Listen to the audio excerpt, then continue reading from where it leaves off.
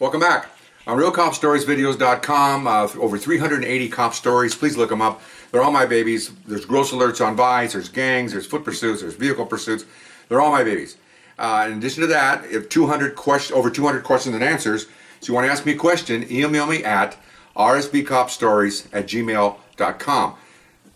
I'll answer you directly, and then we'll do it on video. Right now, people ask me about rank structure and how you make rank. And right now, I'm a detective. I'm working narcotic, Detective 1. And this might take a couple, because I'm going to go off on, not tangents, but I'm going to go off on some things here. As a Detective 1, I had 14 years on, and I worked for one unit for like 4 months, and then my buddy who wanted me to make detective called me up, and now I worked another unit for 4 months later. I'm working that thing. Ultimately, I worked that one assignment for the next 24 years, so liked it. Okay, but anyway, a lot of things happened that 24 years. But anyway, so now I'm a D1 having a good old time, having a blast, putting dope guys in jail and doing surveillance, just having a really neat time. Now, this is 84, so now around 87, 3 years into this, I'm getting antsy because I've conquered this particular assignment. I've done a lot of it, and now I'm looking for the next step. And the next step is to make Detective 2. Now, before I get into that, I'm going to explain to you the rank structure, because right here there's a juncture, okay? And I'll tell you where the junctures come up. Actually, the juncture's back a little bit, but this isn't Hollywood. I'm doing the best I can here. When you have enough time on the job that you've been a policeman for a while, and it depends on how smart you are, how good you are at taking exams and all that good stuff, depends. But now you're ready to promote. You come to a junction in the road, okay? And I'll show you here. It's kind of a junction in the road, okay? We're all set. Okay, now on the bottom you'll see policeman, okay? Then it splits off into two different directions. That means you can choose to be a sergeant or you can choose to be a detective. Each one requires a written exam and an oral interview board, okay? And each are the same in the sense that you're going to be graded and both on the exam and on the oral board. And I'm going to take this board down and come back a little bit with it in a few minutes, okay? So now you decide whether you want to be a sergeant or you want to be a detective. And explain the two. A detective will go off and do all kinds of new assignments will open up for you. You can work juvenile investigation, work gangs, you can work homicide, you can work auto tables, burglaries, all these assignments, because again, all these openings are ready for you when you make detective. You just have to find one and go in there, and that's detective. Detective means detecting, being a detective. Sounds corny, but that's what they do, okay? First level supervisor. You go to sergeant, which I showed you on this list here. It's real quick. On the sergeant side, which should be over here, okay? That takes, again, the exam, the written exam, and the oral interview. And when you become a sergeant, this is why guys want to go different directions. You're still in uniform. You go out in the field. Now you're in charge of half a dozen to 8 policemen, okay? And that's your job. You're a supervisor. You write their ratings. You evaluate them. You bring in new people. People come out of the academy. You're watching the probationers being taught by training officers. You supervise training officers. It's a whole different way of doing things. A lot of guys have military background. I did, and a lot of my fellow policemen did. They wanted to be a sergeant. And I was a sergeant in the Marine Corps, and they wanted to continue what they were doing, like they did the Marine Corps, supervising people, motivating them, feeling good when they do good, feeling bad when they're doing bad, and all that good stuff. That's the sergeant route, okay? Detective route is more of a administrative type of investigator, not really supervising that many people. You're doing cases. You're doing cases in auto burglary, homicide, so it's a whole different way you go here, okay? Now, about halfway up the chart, where my fingers are, okay, you'll see it says, I just wrote a second ago, it says Detective 2 and Sergeant 2, okay?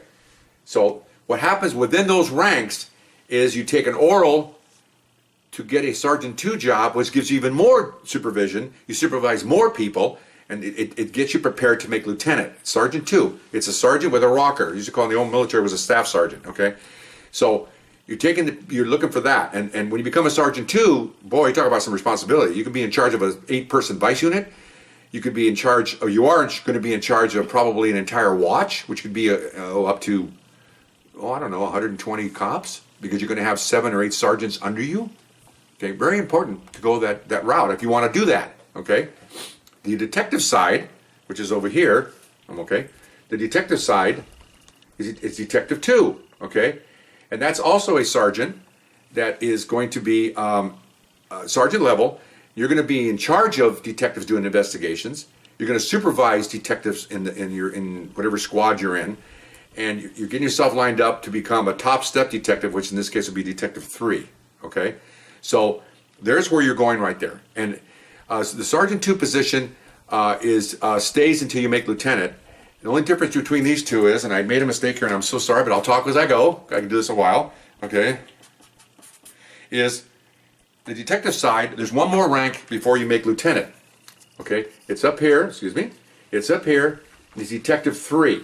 Okay, and that is equivalent to a Sergeant 2, but a little more money. A little bit more money. That's usually what the difference is.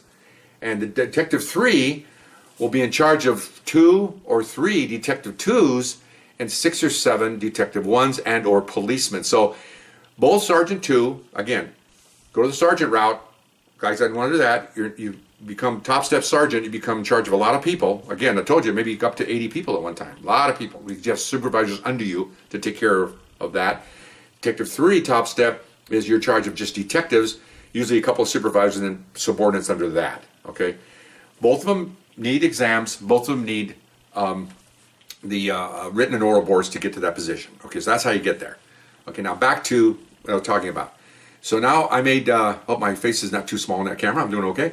I'm not a ham, but I was trying to get our frame in here real good. Anyway, thank you.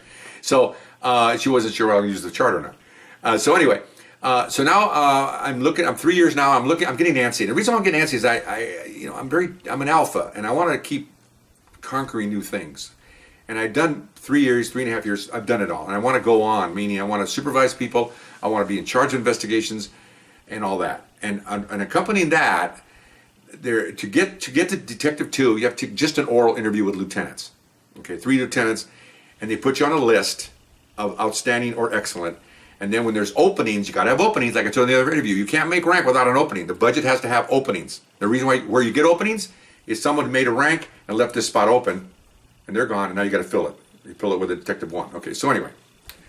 So, and also added to all these challenges I wanted to continue to, I see other Detective 1s becoming Detective 2s, which is basically a sergeant, and they're incompetent. I see they're horrible, and I'm going, how do they get past the oral? These guys are horrible. They're potted plants. What the hell? And then so my buddy who was a Detective 2 and another one says, well, don't blame them. They don't promote yourself. They don't promote themselves, which is true. They got promoted by lieutenants. So they BS a lieutenant, they blew smoke or whatever, and it doesn't mean they're any better than you. They just can take these orals and they like them, so they make them. You know, it's like almost, you're asking about someone knows you or favors you to get you that list and just pull you in. You may or may not be competent in where you're going to go to, but you're a friend of someone. Okay, it's not right, but just the way it goes. Okay, it's good sometimes when you can bring in competent people, put them in a spot, they do a good job. It's bad when you bring in your friend and he does a lousy job, but you keep him there because he's your buddy. And you're not supposed to do that, but it happens. It happens. Okay, so now I'm going to go on a serious side note here before I continue on with this, because there's some things that happened before this. Okay, there's so many things. I'm a practical joker.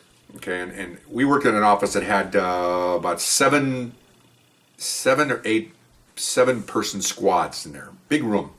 You know, each squad had a top step, two supervisors, and personnel in there. You know, all over the place. Big room.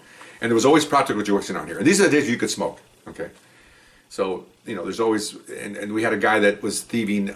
Can you imagine? There was a detective in there that ran the desk, and he was stealing candy from guys that put their kids' candy on there with an envelope, you know, $1 a pop, and he would eat and not pay the money. And they caught him on camera. He didn't know. You know, they had a camera there. So I'm on a side note here. So one of the detectives had his wife, who was a chocolate connoisseur, made some chocolate candy on a mold that looked like it was righteous candy, but it was X-Lax. And he ate a couple of those bars, and he was on the bathroom for all day long, and everybody had a good laugh about that. That was pretty good. So that's another story. So anyway, so there were a lot of practical jokes in there. Okay, so my wife and I travel a lot, and we one year went. This is before I made Detective 2. We went through Arkansas and Missouri. I'm not sure which state it was, and they sell these fireworks. Now this is not California where they sell Safe and Sane, where they have a little Pinnacle Pete that blows a whistle. They have a rocket that goes up about that far and explodes, you know, or you know, whatever, sparklets, whatever they call those things. No. This is Arkansas, Missouri, Midwest, South, rocketry. You buy a rocket for 25 bucks, that looks like Disneyland. That thing takes off, you can feel the ground shaking as it goes. These are fireworks, man. Rockets. So they sell like M80s, which we consider like half a stick of dynamite. I mean, they're blowing up, trash cans. I mean, this is good stuff. Okay, so I bought some cigarette loads. Okay, and if you know what cigarette loads are, look like little slivers of wood. You stick one end of a cigarette, and then when he lights it, it explodes. Fun stuff. Okay, funny. Okay, so I had a guy, T, God bless him. Okay, he's gone now. T was a big smoker. I got to tell this story. I'll tell it. I told it before. I got to tell it. It's so funny. So and he used to pull practical jokes on people like, you go in. His fun thing was he would go into the bathroom, and he would unroll a toilet. We had toilet stalls, and he would unroll some so the toilet paper went down so you could see it from the other stall. You know what I'm saying? You could look over and see the paper hanging down. And then he'd wait outside till somebody went into the bathroom. Then he would go in next to them, and they're sitting down on the pot. He'd get his lighter out, and he'd light that tissue on fire. Oh, man. And the guys come running out trying to pull their pants up. Oh, on fire, on fire. I mean, that was so funny. That was a good one. Okay, I thought that was pretty good. So he does stuff like that. Like, and he'll have a small bottle of water, and he'll wait till somebody goes into the urinal. And then, you both stand with another guy in the urinal. He'll get that bottle of water and go like this. And he'll shoot across and shoot the water into the guy's shoe. Okay. And then he pull the bottle back, like, and he'd go, what are you doing? Oh, I'm sorry, I don't have any control of my urine. Oh, my gosh. And so that kind of stuff. The guy's really funny. Oh, God bless him. He's a good guy. He passed away last year. But just a fun guy. Oh, my gosh, and tell practical jokes. I mean, So I wanted to get him. I told the story before, but God bless me, I have to tell it again, please. Bear with me. This story's back and buried in 380 stories, so I'll tell you a new audience here. So they all smoked there. I didn't smoke. And so he always had his pack of cigarettes sitting on his blotter. So when he left, my boss was always the one that pushed me. He goes, load them up. Okay, so I get a cigarette. I get two. And I put the sliver. You can't tell they're in there. It's a little sliver about that long, Put them each 2 cigarettes, put them in the package where it's open and stick it down there. And everybody's watching this because they like this guy's a practical joker and they want to get him. They see me doing it. So we're all working, We're doing this. We're working and we're looking up, watching him, He goes back from the bathroom, sits down, we're talking, gets his package, flips one up, puts it in his mouth. There's like 20 of us looking at this guy. So it's going to happen any second. Lights a cigarette, smoking away. I mean, he's right across from me. It's like where the camera is. That's how close he is. We're all sitting at the table. I'm like, because I've done this before to people. It doesn't take long. Second, third puff, and it's gone. Waiting, nothing. So we're talking about a case. My boss is looking at me, and I'm going like this because he saw me load him. Okay, fine. So we discuss a case, and now the cigarette's halfway down. Well, either it's a dud or something happened here. Well, what happened was, talk about the luck of this guy. There's like 4 cigarettes in the end of an open pack. He went like that, and the one that wasn't loaded, he had a 50-50 chance of getting the one that's loaded. He got the one that wasn't loaded. That's what happened because I'll find this out later. I know why it happened because I'll tell you why. I know that wasn't a dud. So we all get up to go work, and we're out the door and going to work. And as we're walking out, my boss takes me aside. Well, I don't know what happened. Man, it sucks. Okay, fine. So we go to work. Come in the next day. This is a side note, but I got to tell you. So come in the next day. And big office. I told you, it's a big room. It's got 8 squads of 7 or 8. You got almost 60 guys in there. It's a pretty big room. All different tables and stuff. So we're at one table and T's sitting there. Here comes a guy. Come walking in from the other unit across the hall. T, you son of a bitch. He comes running towards him, almost running, calling him names, F-bombing him. What's going on? He said, you lit my cigarette, it blew up in my face. And of course, we're all kind of like, what happened? Rightly, what happened? We don't know. So this guy was trying to quit smoking.